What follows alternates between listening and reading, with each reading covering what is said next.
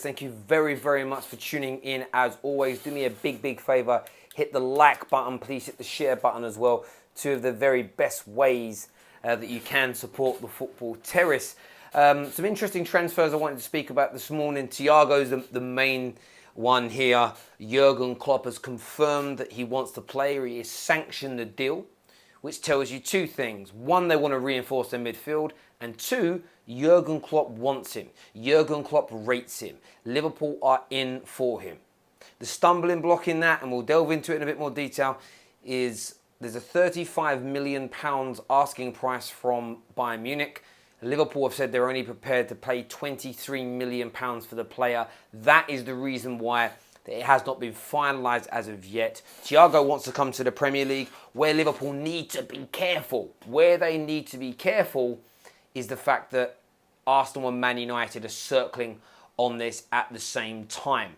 So that needs to happen. Man United themselves have signed a new left-back, a young player from Real Madrid, whose name, I want to double-check this, is Alvaro Fernandez. And speaking of Fernandez, I've heard a rumour this morning that we've been saying Bruno Fernandez's name wrong. It's not Bruno Fernandes, it's Bruno Fernandes. That's how he said it in the video. Maybe he just had a brain fart, but if that's true, that's interesting that we've been saying it wrong. So United have signed this new young player, and the reason I wanted to focus on that is it was only 2 or 3 weeks ago the fake United fans on social media were telling us that no youngsters wanted to join Man United. Strange that, isn't it? I don't get it. I want goals 15 says 35 million is a steal. I would have signed him like yesterday. Yeah, Liverpool trying to haggle the price down. Why not? Why not? Like, I would. Thank you, Jem, for becoming a member. Appreciate that, bro. Ben Chilwell. A Chelsea fan here says, I don't want Chilwell. Get over it. See, Ben Chilwell is probably going to end up suffering in the same way that Harry Maguire is suffering. Because a lot of Chelsea fans don't want him purely and simply because he is English. When you look at the vast majority of the criticism, they might give you a few technical reasons. If you push, do the 5 whys. Keep asking why. At some point, you get to the crux of it. He's an overrated Englishman. That's what triggers people. But Ben Chilwell was one of the best left-backs in the Premier League. If you're one of the best in the Premier League, by default, makes you one of the best in Europe because you're very consistent and very good at one of the most difficult leagues in the world. Also, not in one of the best teams in the league either, although they sit 4th.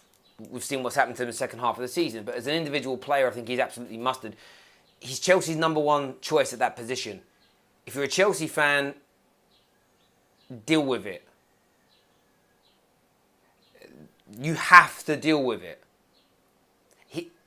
It's very likely to happen. You don't want to become like those fake Man United fans who, no matter how good or bad he does,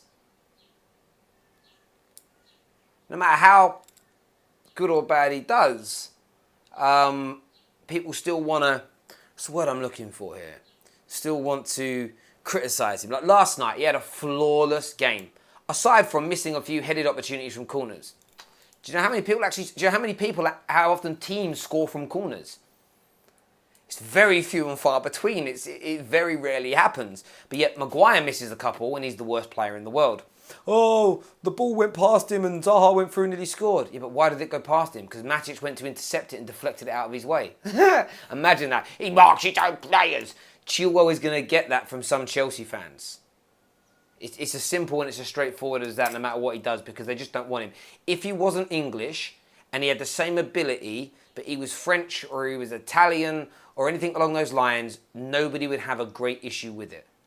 You know, the way Timothy Fosu-Mensah was thrown in yesterday, it got backed by people. You know, Williams gets more stick. I saw Williams, as a general rule, get more criticism in the last 3 months when he's played pretty well for us than a player being picked who hasn't kicked a ball in 3 years for us. It's just, there is, and it isn't all. 90% of football, of Man United fans, Chelsea fans, don't care whether a player is English, French, German, Jamaican, American, Australian. There are a few, though, and they're a noisy minority who kick up a fuss. And Chelsea fans have got to push back against that because Ben Chilwell is a top quality player. do a few more comments here. Thank you for the super chat. That is from, I go back to it. Where's that gone now? I can't find it. It's from Sir Knight McGee. He says, he's going to be a Liverpool fan next week, Terry. Yeah, I want Liverpool to beat Chelsea. 110%, especially if we don't beat West Ham. I need that to happen. But yeah, if we beat West Ham, we play first. And then I want Liverpool to beat Chelsea because then we can go in front of them. So why would I not want that?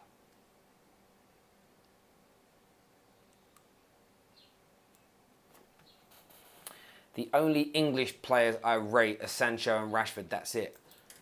I mean, in itself, that's messy. You don't rate Joe Gomez. You don't rate Trent. You don't rate Aaron Wan-Bissaka. You don't rate Pope. You don't rate young Henderson coming through. Really? Don't rate Raheem Sterling. Don't rate Harry Kane. Come on. There is so much top quality British players. Phil Foden. Greenwood. Come on. Reece James.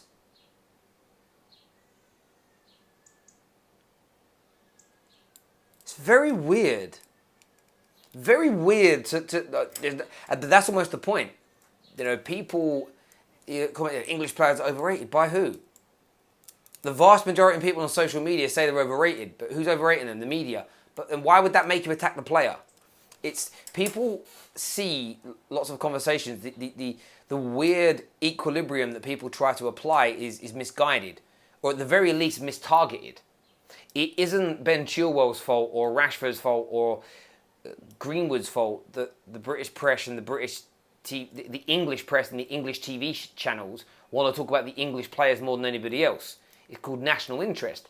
Why would that make you over-criticise, over-scrutinise, and in fact reinvent the game of football to assess certain players? It's crazy. I remember the beginning of the season they were doing it to Rashi. Rashi was he's a championship player, he's this, he doesn't think. Remember the no intelligence part? like he suddenly developed intelligence out of nowhere. Intelligence can't be taught to you. Intelligence is something that's within you. You have to have the intelligence to improve your game, and he has. It's just, and the same thing will happen, and it's a madness. And I'm not going to argue the people directly because there's no sort of, the way I look at it is there's no debating these people. They've got their opinions. They're going to stick to their opinions, and that's kind of it. And that's cool. They're allowed to have those opinions and do those things. But at the same very time, so I'm not going to challenge them because they're never going to change their mind because they have an agenda, and the agenda is generally speaking to attract attention and likes. But when it comes down to the cold hard facts, we spoke about it with Maguire the other day. Man United have conceded another clean sheet, and we've got double the amount of clean sheets. We've got 100% improvement on that.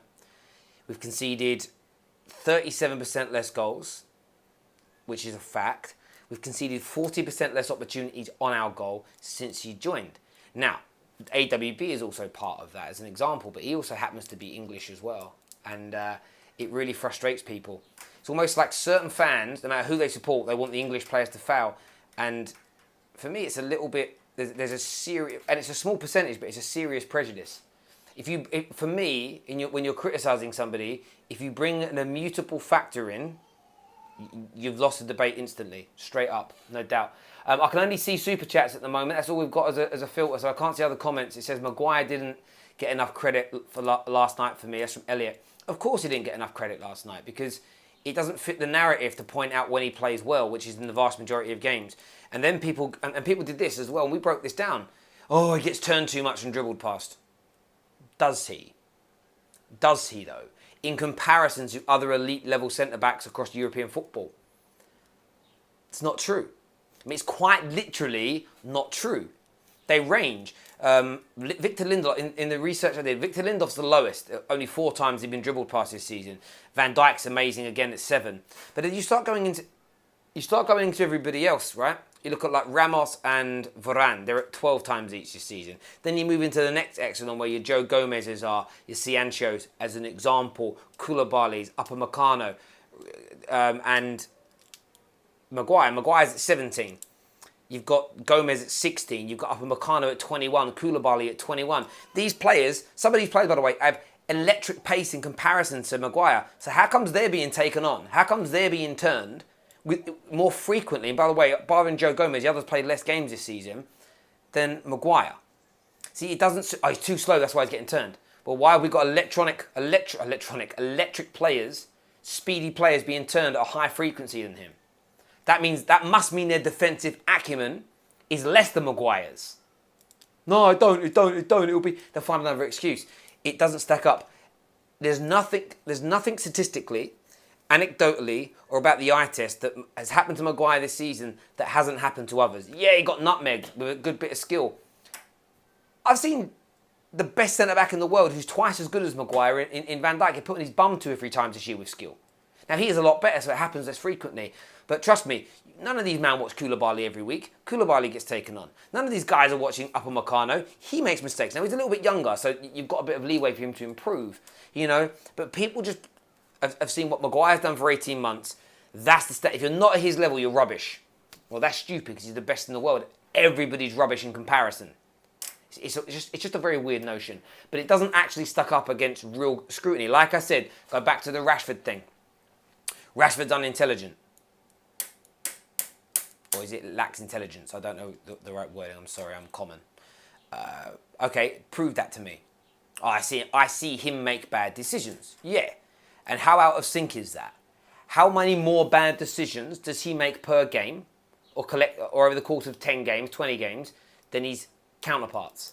Than other players that play in his position at the elite end of the leagues?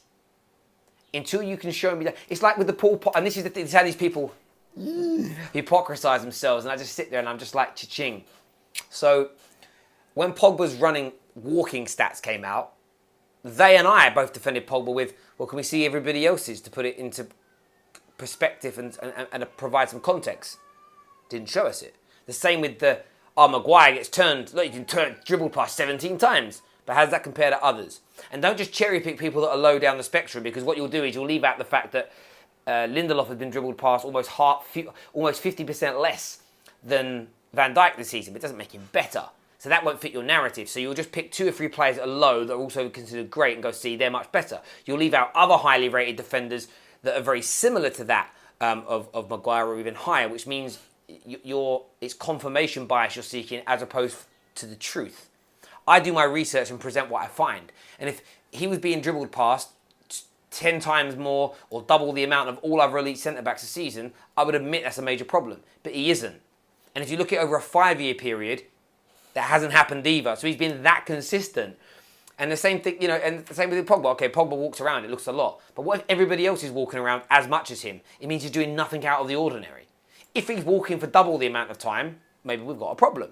But maybe he's walking a lot less than everybody else. And he'd look amazing. Context is important. But anyone that's got an agenda doesn't want to have these conversations. They don't want to explore these because they like to push an agenda, because they're narcissistic, they're generally fake fans of the club they propose to support, and they just want attention for their likes and their retweets. Some more super chats here. Moses says Liverpool need to focus on young talent. 7 of their starting 11 are hitting 30. Azza says, Terry, have a look at what I sent you on Twitter. Apparently Liverpool are going back with a £34 million bid for Thiago. And fair play if they are. Like, Thiago wants to come to the Premier League. Thiago's a top quality player. Why would you not want to sign him? And Liverpool have money. What's interesting though, he's only about £15 million cheaper than Werner, and he's going to be paid more salary than Werner. That money excuse is going to suddenly be debunked. Dinesh here says, Laurent and Origi plus cash for Thiago. Who's Laurent? Do you mean Lallana? I don't know. Who is Laurent? Does he play? I didn't know he played for Liverpool. I don't know who that man is, to be fair.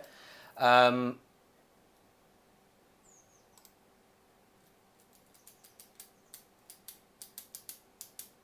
love it. Do you know as well, right? I'm arguing with people on Twitter here. So you had that Frank Khalid put out the amount of positive overturns clubs have had on VAR. And I basically said, the team with the most positive overturns via VAR are actually the team who have suffered the worst officiating in real time in a game.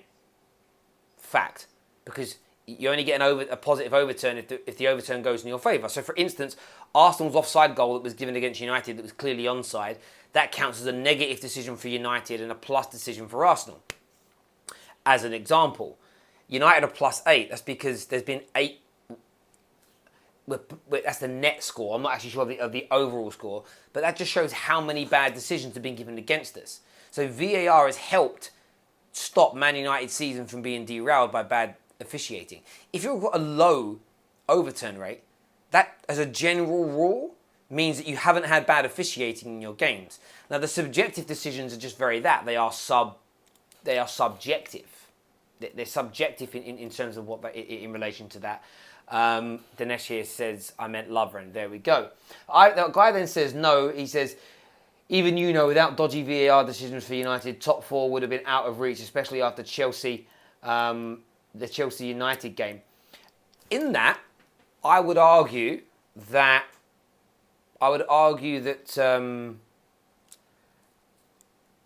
Maguire could have been sent off. Maguire could have been sent off in that game. There's no doubt about that. But that isn't considered a positive or a negative decision because there wasn't a decision made as such. So nothing was overturned. It's if the referee says no red card and the decision is not changed, then there isn't no positive. It isn't positive or negative for anybody. It's neutral. The positive decisions are the goals given and then it's taken away, or the red card's given then it's taken away. A yellow card's given and then it's bumped up to a red.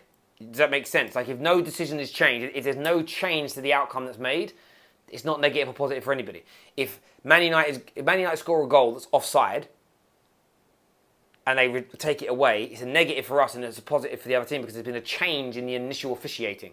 That's the only time. So Maguire's decision doesn't count as a plus or a negative for anyone. So when you look at your score, Chelsea, it isn't a negative for you. It's a neutral. But I get where you're coming from. The other two, there was a clear foul push in the back and the second goal was clearly offside. So it's not dodgy decisions. It's quite simply the right decisions. Now, things are subjective. So, Man United should have, in my opinion, have been playing against 10 men of Southampton the other day because it was a red card foul by Romeu. Wasn't given. But that's it's subjective. I don't get angry over subjective decisions. I thought that Nketiah was right to be sent off. I thought it was wrong that Trent wasn't sent off the other day in the game against Arsenal. I thought that was a wrong decision. These things are going to happen when it comes to subjectivity. And next year you might find that United get less subjective decisions their way than not. So what they really need to do with these statistics is break it down and show the difference between objective and subjective. Because the objective decisions are clearly and factually bad decisions made by officials overturned. Or decisions missed by officials overturned. The subjective ones, they are. You could probably have the same tackle. You could have 5 different referees assess the same tackle, and you might get a sort of 3-2 split on decision making. Other times you'll get 5-0. Other times you'll in either direction, and other times it'll be 4-1. Sometimes it'll just be a big mix. But people have got to understand that the vast majority of VAR decisions this season have been right. Where people have been angry is that they've been right within minute, so that they've been correct, but with sort of minute, by minute levels. So like last night, an inch or so offside, people are angry about it. But you're only angry about it if it's a decision. So last night, Chelsea fans, Leicester fans, Liverpool fans, of course, are angry with it because it doesn't suit what they want. If it had gone the other way last night and United were given the winning goal or an equalising goal was given offside that was only an inch, people would be saying absolutely the correct decision, which means you as football fans are not being objective with the objective decisions. You're adding emotion to it and you can't do it. For me, if it's offside, it needs to be given as offside. The ball crossed the line, it needs to happen. The current rule about handball in the build-up to a goal, whether accidental or not, the law is there. If it's in the law, you have to abide by it, and that's just my view. Will here says, I may be the only Chelsea fan who likes Bruno and Pogba. People hate because they're salty. I'm not salty because I believe in the players at Chelsea. I agree with you there. Darren says, Maguire perfect for CDM. Good touch, sprays, gets forward. Yeah, he's not mobile. I mean, we'll have a go at Matic for not being mobile. He's even worse. He's even worse in relation to that. So yeah, from my point of view, I wouldn't want that at all. 1 second.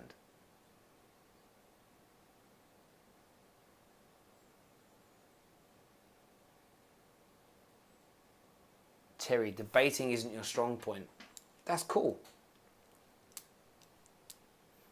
What I would say is that no one's ever phoned up once and come with a logical argument that undoes what I've said. They've come with a difference of opinion, but they've never undone my logic. And like I say, subjective decisions, we can argue about them into... Do you know what? If we got rid of VAR, the subjective decisions would still upset people and you still say cheats. Why? Because we've seen that since forever. That hasn't changed. It's the objective decisions that are absolutely correct. And maybe next season we only use VAR for objective decisions. Maybe they take away the subjective, and that's down just to the referee. I'd be happy with that. I'd be happy with it. Again, though, I've seen a lot of them given us right. The Eddie Nketiah one is an example of that. Then I've seen lots that haven't been changed. But then that's where you also get into clear and obvious error. And that's the point. And what we need to be reported on is what the referee... What would help is a referee being mic'd up to hear what the referee says. Because the referee might say, no, I saw contact. So the penalty last night, Zaha one. If the referee says, no, I saw contact, Lindelof definitely touched him, but I felt he won the ball first, or I didn't feel it was excessive contact, or enough contact for a penalty, then VAR is going to say, well, yeah, that's what we think, so we're not going to overturn it because it isn't a clear and obvious area because you've seen what we've seen. So there isn't something you've missed. That might, again, shed a little bit of light. And also, it would educate. I think it would educate the fans on the laws of the game. But remember, you could, no matter what you do, people cannot abide and cannot stand seeing their rivals win games. And you're always going to get people cry and moan. Always going to get people cry and moan. And like I said last night, cheat, dive. Same Liverpool fan, Drifty, my boy, didn't mention his boy Harry Wilson diving against City the other day. Didn't tweet about it. Because it doesn't suit his... Does it matter to him if a Bournemouth player who happens to be a Liverpool player is cheating against City? No. No one cares about that in the whole planet. But Bruno Fernandes gets fouled in the box and we're looking for super slow-mo and cartoon graphic videos to show an alternative angle that doesn't exist to demonstrate how he dived. It's a madness, bro. It's a genuine madness. I appreciate the super chats, though, people. I really, really do. Let's go back to the full live chat here. Thoughts on William and Dan James? It's very talented players. That's my thoughts.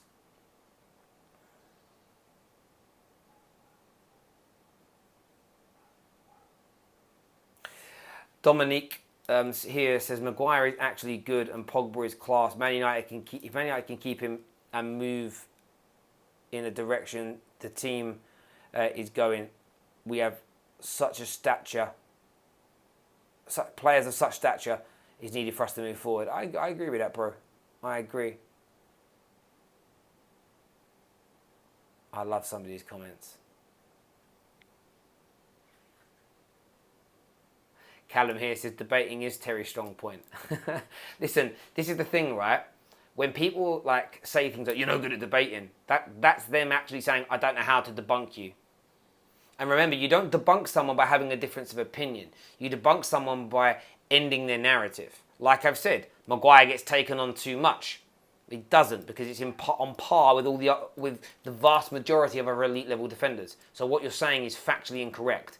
You know, players you want to come in and replace him because they're superior in your opinion are getting dribbled past at a much more frequent rate and turned. And then you tell them that and they're like, nah, nah. There we go. What's my thoughts on Martial versus Rashford? There is no Martial versus Rashford. There is Martial and Rashford. It's like they're a partnership. It's like they're in the same team. There is no direct competition. You know, they are two of the best attacking players in world football right now. They're highly talented. And there is no competition. Martial FC are dead. They're finished. All the Trashford mofos are dead. These boys are the real deal. And remember, I don't get everything right, and I get a lot wrong, and I get as much probably wrong as I get right in footballing opinion.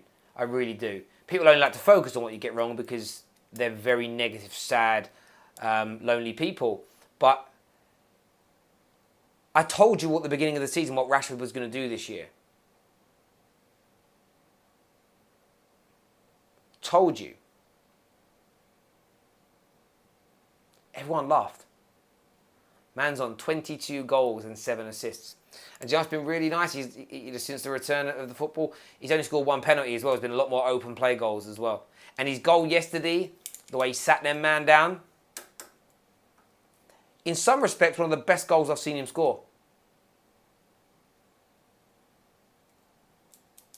But there we go. Listen, everyone who's tuned in, you know how much I appreciate it. Hit the like button, share button, retweet button, and we'll see you all again soon. Bye-bye.